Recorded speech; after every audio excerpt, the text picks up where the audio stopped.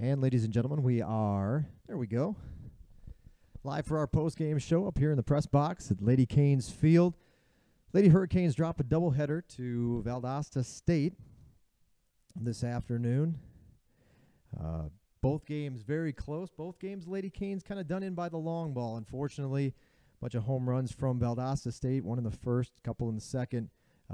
Really the difference here in this one this afternoon. I'm joined first and foremost by the head coach of the Lady Hurricanes, head coach Nikki Levering. Coach, thanks for a few minutes of your time. Just kind of your thoughts on how things went out there today, breaking down game one, game two for us. If you got a quick synopsis of each, and let us know how things went out there for you against the Blazers this afternoon. I think in game one, Gibson pitched a great game. She kind of settled in after that in the first couple batters, but she settled in and pitched a great game. We couldn't get timely hits. We had some good hits in moments. We just didn't seem to get those timely hits when we needed them, and that was kind of the problem there. We're very close. The second game, we didn't pitch as good as I would have liked. We walked way too many batters, and we gave them opportunities to come up and get a big hit, and unfortunately we gave up. We gave up some big hits. We rallied back there, and we found a way to get on the board, and I'm proud of that. We've got a very young team, and they never give up, and they always find a way to rally. But unfortunately, again, we had some line drives. My little slapper, Chloe Zeller, she's hitting line drives to people right now.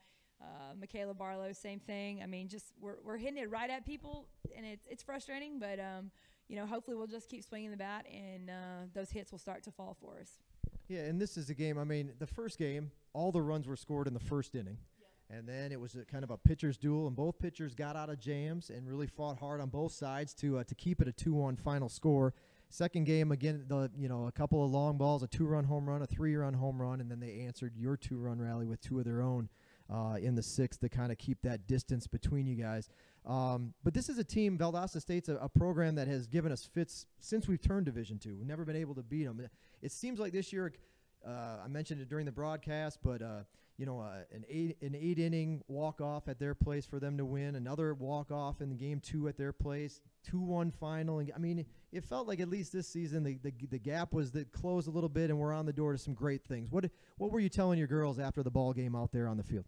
I think the main thing that I'm just trying to tell them is just to stay positive and stay positive and stay focused, on moving forward and trusting the process. I do things a lot differently, and the main thing is just trying to get them to understand what a quality at bat is and to stay focused one pitch at a time, defensively on the mound, and whether, even when they're on the box.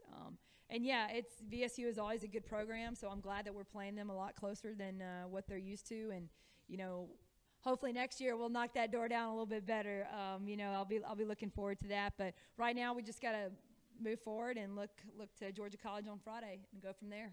That's right, Coach. A couple of Peach Belt Conference games on the road, a couple doubleheaders on the road, Georgia College and Augusta, before coming back home next Tuesday, 1 week from today, to meet up again with Albany State here on our home turf. So, Coach, best of luck on the road, and we'll catch up with you next week after Albany State's game.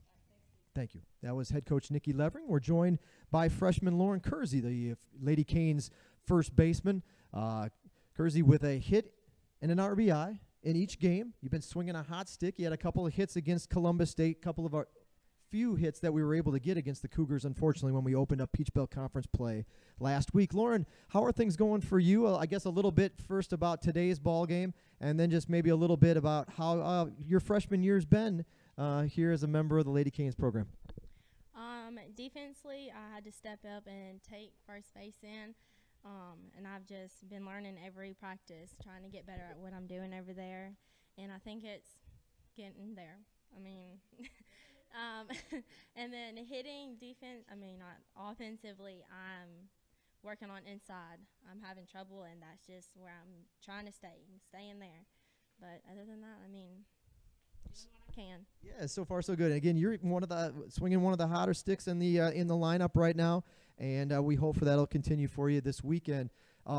Okay, so I guess my one question was, how many times during practice do you work that drill with Grayson where you pop it up in the air and then she stands and catches it on first base? Do we work on that at all? All the time. All the time, all the time. Well, if you didn't see it, watch the replay of Game 2 of quite an interesting play over at first base to end things. Well, the news wasn't so great for the Lady Canes, again dropping 2 to Valdosta State, but they'll try to regroup and head to the road again, like I mentioned, for 2 games this weekend.